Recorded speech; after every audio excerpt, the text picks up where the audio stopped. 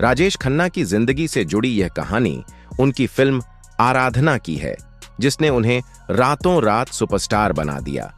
लेकिन इससे पहले वे एक फ्लॉप एक्टर माने जा रहे थे।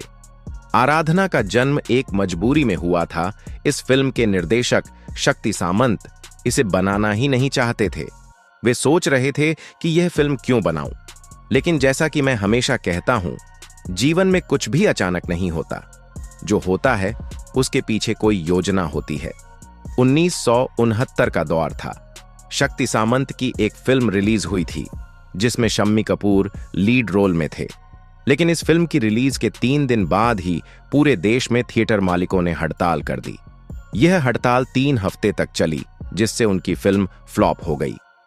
अब शक्ति सामंत के पास पैसे की भारी कमी हो गई थी। वे चाहते थे कि अगली फिल्म कम बजट में बने।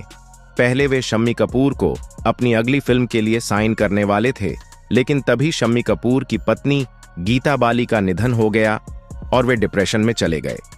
उन्होंने फिल्मों से दूरी बना ली। राजेश खन्ना को कम पैसों में साइन किया गया। अब शक्ति सामंत ने सोचा कि कम बजट में एक नई फिल्म बनाते हैं जिसमें कम फीस लेने वाला एक्टर हो। राजेश खन्ना की पिछली 3 फिल्में आखिरी खत, राज और बहारों के सपने फ्लॉप हो चुकी थीं। इसलिए उन्हें कम पैसों में साइन करना आसान था। फिल्म की हीरोइन के लिए उन्होंने शर्मिला टैगोर को चुना, जो तब तक काफी लोकप्रिय थीं। लेकिन एक समस्या थी, शर्मिला टैगोर का बोल्ड और ग्लैमरस इमेज। उन्होंने हाल ही में एक बिकिनी फोटो शूट किया था, जिससे उनकी छवि एक बोल्ड एक्ट्रेस की बन गई थी। फिल्म आराधना की कहानी सचिन भौमिक ने लिखी थी, जिसमें शर्मिला टैगोर को एक पुरुष का किरदार भी निभाना था। शर्मिला इस बात से घबरा गईं, क्योंकि वे सिर्फ 25 साल की थीं और उन्हें खुद को एक अधेड़ उम्र के आदमी के रूप में दिखाना था। लेकिन अंततः वे राजी हो गईं। शक्ति सामंत ने फिल्म की कहानी बदल दी। फिल्म बनने ही वाली थी कि शक्ति सामंत को पता चला कि उनकी फिल्म का क्लाइमैक्स पहले ही किसी और फिल्म में आ चुका है। मिस्टर एंड मिसेस 55 नाम की एक फिल्म में लगभग वही कहानी थी। इससे निराश होकर वे स्टूडियो में टहल रहे थे कि उनकी मुलाकात 2 लेखकों से हुई, मधुसूदन कलकर और गुलशन नंदा। गुलशन नंदा के पास कटी पतंग की कहानी थी, लेकिन उन्होंने शक्ति सामंत को सुझाव दिया कि आराधना की कहानी में कुछ बदलाव किए जाएं। राजेश खन्ना को डबल रोल दिया गया। डिस्ट्रीब्यूटर्स की सलाह पर राजेश खन्ना को डबल रोल में दिखाने का फैसला किया गया। अब वे एक ही फिल्म में पिता और बेटे दोनों का किरदार निभाने वाले थे। फिल्म की रिलीज और सुपरस्टारडम फिल्म को पहले 30 अक्टूबर 1969 को दिल्ली और फिर 7 नवंबर 1969 को मुंबई में रिलीज किया गया। दिल्ली में इसे अच्छी प्रतिक्रिया मिली, लेकिन जैसे ही यह मुंबई पहुंची, यह ब्लॉकबस्टर हिट बन गई। राजेश खन्ना रातों रात सुपरस्टार बन गए।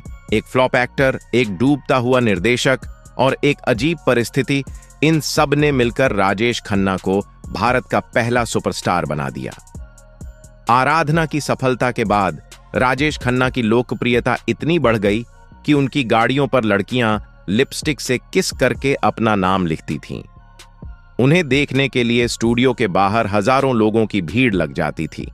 उन्होंने एक के बाद एक 15 सुपरहिट फिल्में दी, जो अपने समय का एक अनब्रेकेबल रिकॉर्ड बन गया। इनमें कटी पतंग, हाथी मेरे साथी, आनंद, अमर प्रेम, बावर्ची, दुश्मन जैसी फिल्में शामिल थीं। राजेश खन्ना का जादू और अमिताभ बच्चन का उदय। हालांकि 1773 के बाद बॉलीवुड में एंग्री यंग मैन के रूप में अमिताभ बच्चन का दौर शुरू हुआ। जंजीर, दीवार और शोले जैसी फिल्मों ने बॉलीवुड की दिशा बदल दी। दर्शकों की पसंद भी बदल गई और धीरे धीरे राजेश खन्ना का स्टारडम कम होने लगा। फिर भी राजेश खन्ना का चार्म कभी पूरी तरह खत्म नहीं हुआ। वे इमोशनल और रोमांटिक फिल्मों के किंग बने रहे। उनके डायलॉग्स, उनकी आंखों की गहराई और उनकी रोमांटिक छवि हमेशा दर्शकों के दिलों में रही। शक्ति सामंत और राजेश खन्ना की दोस्ती आराधना की सफलता के बाद शक्ति सामंत और राजेश खन्ना की जोड़ी हिट हो गई। उन्होंने कटी पतंग, अमर प्रेम, अजनबी जैसी कई सुपरहिट फिल्में एक साथ दी। शक्ति सामंत हमेशा मानते थे कि अगर आराधना न बनी होती तो शायद राजेश खन्ना सुपरस्टार नहीं बनते और वे खुद भी एक सफल निर्देशक नहीं बन पाते। राजेश खन्ना की विरासत, राजेश खन्ना का जादू बॉलीवुड में हमेशा रहेगा। उन्होंने 163 फिल्मों में काम किया। उनके पास एक समय पर सबसे ज्यादा हिट फिल्मों का रिकॉर्ड था।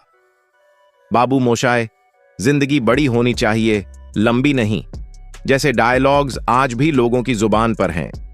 वे भारत के पहले सुपरस्टार कहलाए। उनकी कहानी हमें यह सिखाती है कि कभी-कभी जीवन हमें मजबूरी में ऐसे रास्तों पर ले जाता है जहां सफलता हमारी प्रतीक्षा कर रही होती है। अगर शक्ति सामंत को पैसों की दिक्कत नहीं होती, अगर शम्मी कपूर फिल्म से नहीं हटते, अगर आराधना की कहानी न बदली जाती, तो शायद आज हम राजेश खन्ना को भारत के पहले सुपरस्टार के रूप में नहीं जानते।